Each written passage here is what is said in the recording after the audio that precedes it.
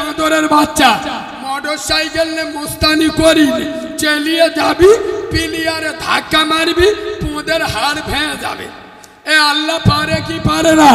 কিছু যুবক ছেলে আছে মহিলারা রাস্তা দিয়ে যাবে, স্কুলের মেয়েরা যাবে, মেয়েদের বুকের নরম মাংসটা দেখে লাভ কাটাকাটি করে। কিছু কিছু যুবক ছেলে আছে এত নির্লজ্জ বেহায়া, বাপের টাকা আছে এবং ছেঁড়া প্যান্ট পরে টাইট ফিট গেঞ্জি পরে একটা মোটর সাইকেল নিয়ে বেলা 10টার সময় কেয়াতলা স্কুলের সামনে দাঁড়িয়ে হয়েছে, মানে শাহরুখ খানের খালাতো ভাই। আবার মাঝে মাঝে জামাটা নিয়ে ইরম ইরম ইরম ইরম ইরম ইরম করে। এ হ্যাঁ না, তার মানে বাপের টাকা আছে। এই বাঁদরের বাচ্চা মোটর সাইকেল নিয়ে মস্তানি করি চালিয়ে যাবি পিলিয়ারে ধাক্কা মারবি পোঁদের হাড় ভেঙে যাবে। এ আল্লাহ পারে কি পারে না? কিছু যুবক ছেলে আছে মহিলারা রাস্তা দিয়ে যাবে, স্কুলের মেয়েরা যাবে, মেয়েদের বুকের নরম মাংসটা দেখে লাভ কাটাকাটি করে, মজা নেওয়ার চেষ্টা করে, হাত দেওয়ার চেষ্টা করে।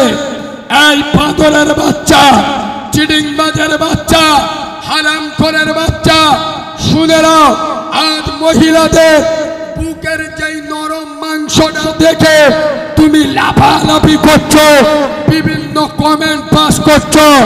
বাঁদরের বাচ্চা, ভুলে গেলে চলবে না, মহিলাদের বুকের এই নরম মাংসটা তোমার আমার জন্য একদিন দুদিন নয়, এক সপ্তাহ দু সপ্তাহ নয়, এক মাস দু মাস নয়, এক বছর দু বছর নয়, দীর্ঘ 2.5 বছরের খাদ্য ভান্ডার আমার দয়ার আল্লাহ, মায়ার আল্লাহ, হকের হাকিম আল্লাহ মায়ের এই নরম মাংসের ভিতরে যেদিন আমার মুখে দাঁত ছিল না, চিবানোর ক্ষমতা ছিল না, গরম দিলে পুড়ে যাবে, ঠান্ডা দিলে হাফ কাশি হবে, আল্লাহ মায়ের নরম মাংস এত পাওয়ার দিয়েছিল।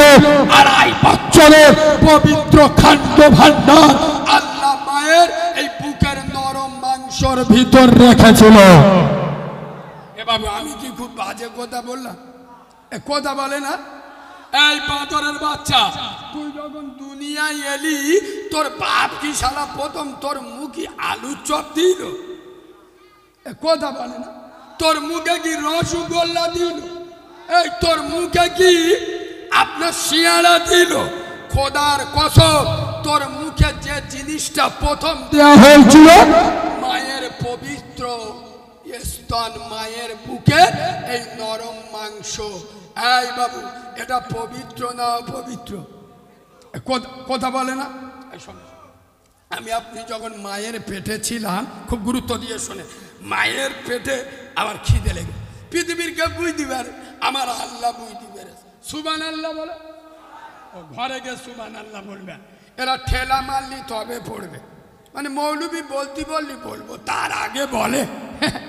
এ বাবু, মায়ের পেটে আমার খিদে লেগেছে, আমার মায়ের নারীর সঙ্গে মায়ের মেন্স বন্ধ করে আল্লাহ আমার মায়ের নারীর সঙ্গে খেতে দেশ। কেন? মায়ের পেটের নোংরা পানি আমার যেন মুখের মধ্যে না। কেন কেন? দুনিয়ায় গিয়ে বড় হয়ে এই মুখ দিয়ে আমার আল্লাহ বলে ডাকবে, সুবহানাল্লাহ বলে, আমার নবীর উপরে দরুদ পড়বে। সুতরাং এর মুখে নোংরা পানি ঢোকানো, এই মুসলমানের ছানা দুনিয়ায় এলো আর গতর লেগেছে আজরাইলির খালাতো ভার মতো বডি, যে আল্লাহ মায়ের পেটে মুখে নোংরা পানি ঢুকতে দেয়নি, এ দুনিয়ায় এসে ওই মুখ দিয়ে বোতল ভাইতে, চুল্লুর বোতল দেখেলে কি কায়দায় চুল্লুর বোতল ভাইতেছি, শুধু শিখেলে। এ বাবু, বছর 3 আগে আমি বর্ধমান থেকে জলসা করে বাড়ি ফিরছি, তোমরা আমাকে ঘরে ঘরে চেনে। এই 2-3 বছর আমি বিরাট আল্লাহ ভাইরাল করে, কিন্তু আমি ওয়াজ করছি 6 বছর বয়স থেকে। তোমাদের এই কেয়াতলা স্কুলের সামনে আমার ছোটবেলায় 2 বছর এসেছিলাম। আমার এখনের নামটা মনে আছে, রফিক ভাই আমাকে দাওয়াত করেছিল, এই সামনে বাড়ি। 2 বছর এসছিলাম, 2 বছর, তখন আমার 8-9 বছর বয়স। ঠিক বলছি না ভুল বলছি? তো আমি বছর 4 আগে জলসা করে বাড়ি ফিরছি, বর্ধমান থেকে একটা ফোন করে, কালিমুল্লাহ ভাই মদ খেলি কদিন শরীর নাপাক থাকবে। আমি বলি যা শালা, এ তো জিবরাইলের খালাতো ভাই। আরে ভাই সারা রাত জেগে এইছি, তুই রাত্রে ফোন কর। এ মাল কি করছে, রাত্রির বেলা ফের ফোন করে। ও কালিমুল্লাহ ভাই কি হয়েছে বললেন, আর কি বলছে মদ খেলি কদিন শরীর। এ বাবু আপনারা শুনবেন, এই শোনে, মদের সাথে শরীরের কোনো সম্পর্ক নাই। যদি মদরা শরীরে লাগে তাহলে নাপাক হবে, যদি কাপড়ে লাগে কাপড় নাপাক হবে। কিন্তু যদি কেউ মদ খায় ওর জমানটা 41 ডে, মানে 41 দিন নাপাক থাকবে। কদিন জোরে বলুন? আচ্ছা বলুন, ওই 41 দিনের ভিতরে ওর মা মারা যেতে পারে না পারে না? কথা বলে না? এ বাবু আসার সিরিয়াল আছে, যাবার কোনো সিরিয়াল আছে? ও আজরাইল গরম বর্ষা সুখ দুঃখ দেখবে, আসবে আর চুপ কি মরি গেছে। কোথায়? পেশাব খানায়। কি করে? লুঙ্গি তুলে। বলছে লুঙ্গি নামানোর সময় দেয়নি, বলেন না ওই অবস্থায় মালটার খেয়ে নে। তাহলে তুমি মুসলমানের ছানা মদ খাবার কারণে কদিন জমান নাপাক হয়ে গেল? 41 দিন। ওই 41 দিনের ভিতরে তোমার মা যদি মারা যায়, মায়ের জানাজার নামাজ পড়বে নাপাক জমানে। তোর মতো মুসলমানের ছানা ইঁদুর মরা বিষ খেয়ে মরে যায়। ওই 41 দিনের ভিতরে যদি বাপ মরে যায়, কবরের মাটি দেবে নাপাক জমানে, শুয়োরের গু খেয়ে মরে যায়। আমি যদি মিথ্যে বলি, এখানে এতগুলো লোক বসে আছেন, ওয়াজ করে আমার এখান থেকে যেতে দেবেন না। এই দেখেন দারুণ যুক্তি শুনে নেন, আপনারা ওয়াজের পরে মিলিয়ে নেবেন। আপনাদের এখানে আমি লাভলি তো আমার আর খুঁজে পাবেন না, কিন্তু লাভলির সাথে সাথে পরীক্ষা করে নেবেন। আপনারা 2টো প্লেট নেবেন। কি নেবেন? আরে যে প্লেটে ভাত খাবো, একটা প্লেটে পায়খানা নেবেন, মানুষের পায়খানা। আর একটা প্লেটে ওই দামি মদটা নেবেন, ওই কম দামে চুল্লু টুল্লু নেবেন না, অফিসার চয়েস। 2টো প্লেট এইরকম একটা মাঠে রেখে দেবেন। আর গোটা 6 খেকি কুকুর দাউদ করবেন, যে কুকুরের গায়ে ছাল ফাল উঠে গেছে, দেখতে খারাপ, এইরকম মাল গোটা 6 দাউদ করবেন। করে একটা প্লেটে পায়খানা আর একটা প্লেটে 2টো খেতে দেবেন। আমি নবীর মেম্বারে বসে বলছি, আমি যদি মিথ্যে বলি আমার জিভ কেটে নেবেন। এই বাবু, কুকুরের একটা স্বভাব আছে, কিছু খাবার আগে কি করে? মুসলমানের ছানারা হাল হারাম খাবার সময় বেশে খায়, আর শুয়ে দেখি করে। এই শোনে, কুকুর দেখবেন মদের কাছে নাকটা নিয়ে গে, এ কি এ তো মদ, ই খায়। ও দেখবেন টক্কানি গু খেয়ে বাড়ি যাবে আল্লাহর কিনে।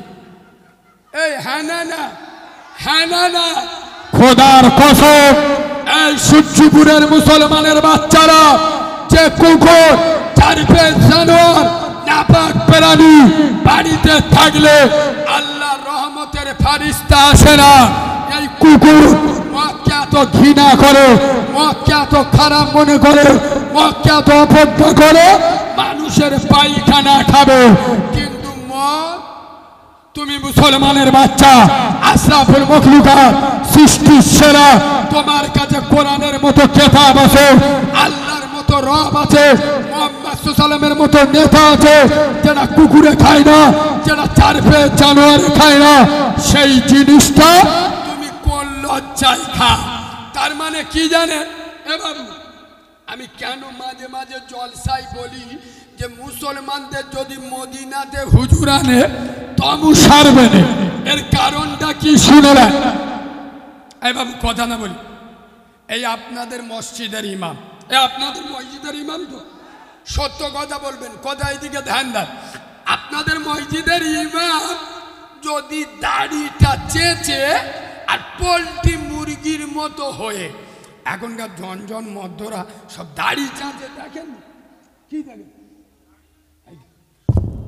জিভ দেওয়া ঘইলি কিছু বুঝতে পারবেন না, মানে বেলের এদিক থেকেও মেরেছে, এদিক থেকেও চেইলে, গাছও কেটেছে, গোড়াও, পুরো কুকুরের খালাতো ভাই মসজিদের সেক্রেটারি, শুক্রবার মসজিদে গেছে, আল্লাহ বলতে সূরা ফাতিহাটা বল, বলে এই দেখ আমি কি জানি, আমাদের বউ ডাকি, তোর কোন কাউরা মসজিদের সভাপতি করলো রে, তোর কোন খ্রিস্টান মসজিদের মাতোয়ালি করলো?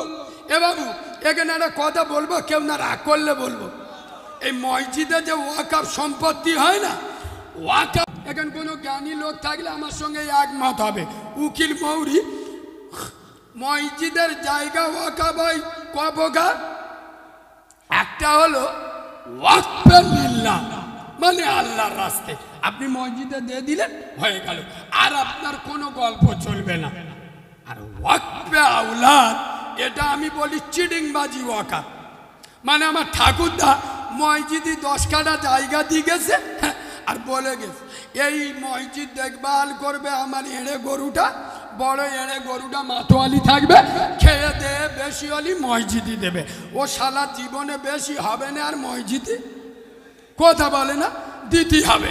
আর এই মসজিদের মাতোয়ালি হবে আমার বেটা, আমার বেটা মরে যাবে তার বেটা হবে, তার বেটা মরে যাবে তার বেটা হবে, মানে ও 14 গোষ্ঠীর মসজিদ। এ বাবু ঠিক বলেছি না ভুল বলেছি? তোর মুখে দাড়ি নাই, তোর বাড়ির মেয়েরা বন্ধন লোন গ্রুপ লোন করে, তুই চিটিংবাজ মুনাফেক হারামখোর, তোর মসজিদের মাতোয়ালি সেজে কে অধিকার দিয়েছে, কে থাকতে বলেছে? আরে খোদার ঘরে মাতোয়ালি হবে সে, ইমাম চলে গেলে নামাজ পড়ানোর যোগ্যতা রাখে। এই শোনে, তোমার মসজিদের ইমাম এভাবে বুঝে যাচ্ছি কে, এই গায়ে লেগেছে, যে মাল উঠে যাবে মনে করবেন ইঞ্জেকশনের মতো গায়ে লাগবে। এ বাবু এই শোন, তোমার বাপের ক্যান্সার রোগ হয়েছে, আর ডাক্তার যদি ভিটামিন ওষুধ দেয়, মাল সারবে না সরবে? হয়েছে কি ওষুধ দিতে হবে? আয়াব্বা যদি মাথা ব্যথার মলম পদে ব্যথায় লাগার কাজ হবে। আমাদের ফিলিস্তিনে আল-আকসা মসজিদ কেড়ে নিচ্ছে, যে মসজিদে আল্লাহ নবী সমস্ত নবীদের নিয়ে ইমামতি করেছে, যে মসজিদে মেরাজের রাত্রে রাসূলুল্লাহকে আল্লাহ ভ্রমণ করিয়েছে, যে ফিলিস্তিনে 70,000 নবী জন্ম নিয়েছে, যে ফিলিস্তিনে পৃথিবীর এমন কোন নবী নাই যে নবীর কদম পড়েনি, সেই ফিলিস্তিনে বাইতুল মুকাদ্দাস মসজিদ কেড়ে নিচ্ছে, আর আমাদের মৌলবীরা এসে জলসায় ওয়াজ করছে কি, বাবারা বাবারা আমরা সবাই মুসলমান, উম্মতে মুহাম্মাদি, আমাদের নাম বেশি, দাম বেশি, পাওয়ার বেশি, যোগ্যতা বেশি, ডিমান্ড বেশি, সবার আগে জান্নাতে যাবে উম্মতে মুহাম্মাদি, আর উম্মতে মুহাম্মাদি আমরা জাহান্নামে যাব না, সবাই জান্নাতে যাব। আর জান্নাতে গেলে বাবা আল্লাহ 70টা হুর দেবে, একবার জোরে বলো সুবহানাল্লাহ। মানে এদের তার কেটে গেছে, মাল উদুম চালাচ্ছে, তোদের সুবহানাল্লাহ বলতে বলি, মানে কি জান্নাতে গেলেও হুর লাগবে, মানে ওই যন্ত্র সব জায়গায় দিতে হবে, মানে কি রাম ভক্ত হনুমান, বউ ভক্ত, শুনবি ভাই, রাম ভক্ত হনুমান, বউ ভক্ত, এই মুসলমান, এই মৌলবী এখানে এসছো হাওয়া বুঝে থুতু বলো, এই যুবকদের ইমান মজবুত করো, মসজিদ কেড়ে নিচ্ছে, মসজিদ ভেঙে দিচ্ছে, ইমানের আলো জ্বালাও, যুবকদের উদ্বুদ্ধ করে দাও, যুবকদের ভিতরে ইমানের জজবা ঢুকিয়ে দাও। শোনে, আপনার মসজিদের ইমাম যদি দাড়ি চেঁচে আর পোল্ট্রি মুরগির মতো হয়ে তোমাদের মসজিদে নামাজ পড়ায়, এ মালের পিছনে কেউ নামাজ পড়বে? এরা চুপ করে, এ বাবু পড়বে কেন? দাড়ি চাচা মালের পিছনে নামাজ, কিরম ফতোয়া মারতে দেয়। মুফতি সাহেবের বড় বোন আয়, হ্যাঁ মুফতি সাহেবের ভাইরা ভাই। আমি বললাম দাড়ি চাচা ইমামের পিছনে, এরা বলল নামাজ। তোদের ফতোয়াটা মেনে নিচ্ছি, তোরা সঠিক। তাহলে ইমাম দাড়ি চাঁচলে ওর পিছনে নামাজ হবে না। তুই মুসলমানের ছানা, মুসলমানের বাচ্চা, দাড়িটা চেঁচে কুকুরের খালা তো ভার মতো ইমামের পিছনে দাঁড়িয়ে নামাজ পড়লি কোন লজ্জায়? তোর লজ্জা শরম? তুই চিড়িংবাজ, তুই মুনাফে, তোর রক্ত দোষ আছে। এই বাবু, আমি প্রথমে বলেছি হাতে চুড়ি পরে ঘুরি নাই, মুনাফিকের বাচ্চার মতো কাল সকালে লাফাবে না। যেটা বুঝতে পারবে না সামনে দাঁড়িয়ে জিজ্ঞেস করবে। ইমাম যদি দাড়ি চেঁচে নামাজ পড়ায়, ওর পিছনে নামাজ হবে না। আমি দাড়ি চেঁচে নামাজ পড়লে আমার নামাজ হবে? তার মানে ইমামের দাড়ি চাচা হারাম, আমার দাড়ি চাচা আরাম। কথা বলেন, চাচার 45 বছর বয়স, 4টে এড়ে গরুর বাপ, সৌরবাড়ি যাবে, মুখটা ছেলের মতো খালি চাচতে। তার মানে কি? ও গোড়াইতে জন হবে। এই দেখ, ওই টোকা ছাঁদা হয়, দেখ ওর কোমরে লেগে গেছে, ওটা ব্যায়াম করতে। এ ফ্রি ফায়ার খেলা মাল আল্লাহর কি। হ্যাঁ, এ 100%। যারা ফ্রি ফায়ার খেলে মুখ দেখলে বুঝতে পারবেন কুট বানরের মতো বেঁকে গেছে। বানরকে জিজ্ঞেস করো, বানর তোর পাশা কেন লাল? বলে গাছের ডালে ঘষে ঘষে মোর পাশা হলো লাল। আর একটু বলবো না, ছেড়ে দেবো।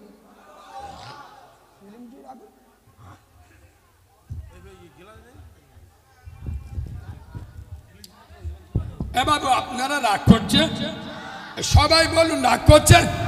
আর একটু বলবো, আমি জীবনের রিস্ক নিয়ে ওয়াজ করছি, আর একটু বলবো। তাকবীর ধ্যান দেন, নারে তাকবীর।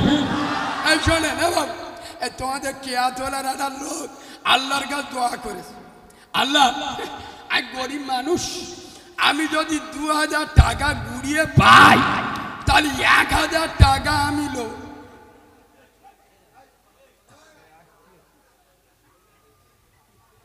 কি আছে? কি